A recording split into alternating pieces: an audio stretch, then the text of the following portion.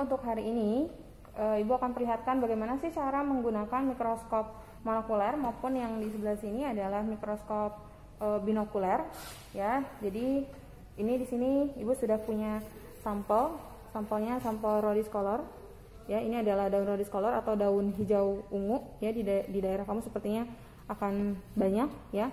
Sampelnya yang kita gunakan adalah sampel dari tumbuhan.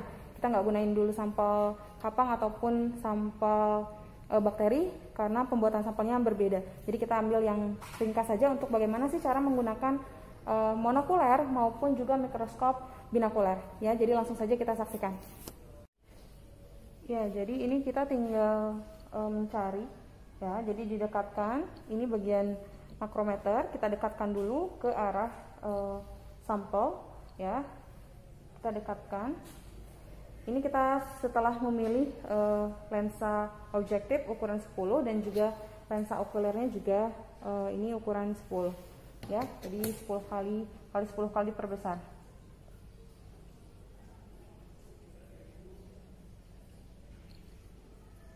Oke, ini sudah terlihat ya. Jadi ini sudah terlihat.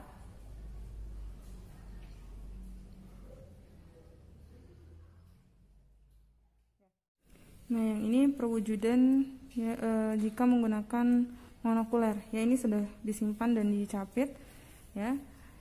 Ini bagian lensa objektif revolver. Kemudian kita ada di sini bagian mikrometer ya, di sini ada makrometer. Jadi kalau di monokuler, mikrometer dan makrometer terpisah. Ini coba kita lihat hasilnya ya. Hasil dari rhodys color. Nah, ini ya.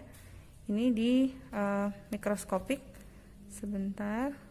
Nah, ini ya. Jadi kalau kita lihat di mikroskop monokuler perwujudannya seperti ini. Ya, yang kita lihat adalah bagian-bagiannya. Padahal kalau kita lihat daunnya ya seperti ini. Ya, di daun tidak menunjukkan bagian-bagian di dalamnya gitu. Tapi ketika kita lihat di lensa okuler di mikroskop monokuler, ini yang bisa kita amati. Nah, ini kita bisa lihat ya.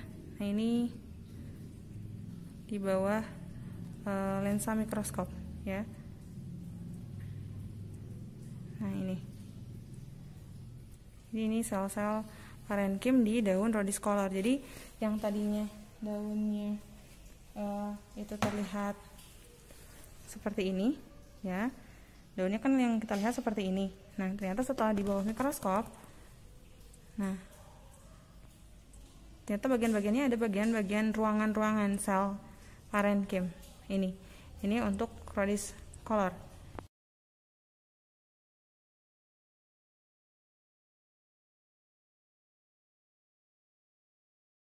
Oke, untuk binokuler ya, untuk binokuler ini juga sama, sampelnya kita masih menggunakan yang tadi ya. Ini masih daun rhodys color, jadi masih daun rhodys color yang akan kita gunakan ya.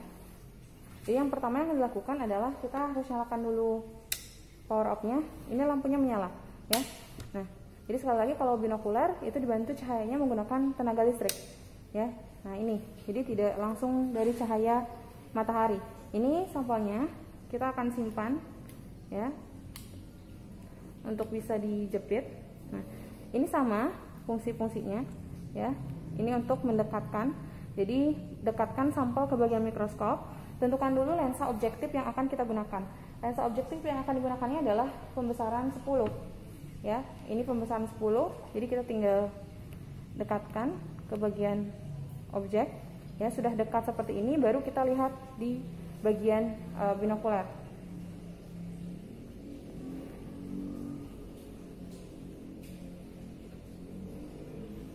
Nah, sebelumnya kamu perlu lihat dulu bagian binokuler itu sebetulnya gimana sebelum kita lihat. Ya, jadi untuk binokuler ini kita bisa gunakan dua lensa okuler. Jadi sekali lagi, kalau sudah ditempatkan di meja benda, ini kita tinggal cari. Kita bisa dekatkan meja bendanya ke lensa objektif. Ya, ini menggunakan makrometer. Ini makrometer bagian yang besar, ini bagian depannya. Yang kecil ini adalah mikrometer.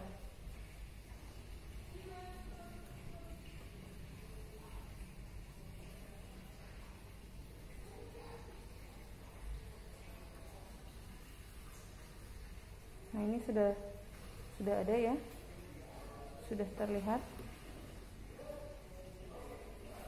Nah, sudah terlihat, kamu bisa lihat hasilnya.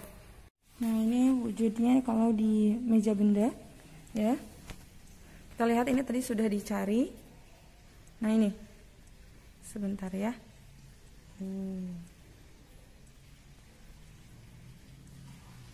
Nah, ini jika kita lihat di bawah mikroskop ya, mikroskop binokuler. Kesalahan bukan pada gambarnya ya, kesalahan pada pengoperasian ibu yang tidak bisa menggunakan handphonenya. Nah, sebentar. Nah, ini kelihatan nggak ya? Nanti kalau sudah bisa sekolah, nanti bisa praktek sendiri ya. Tapi kalau di kimia industri, apakah akan melihat sel-sel tumbuhan seperti ini? Oh, tidak ya. Yang akan kita lihat adalah mikroorganisme, baik itu kapang maupun bakteri ya. Ini hanya sampel saja.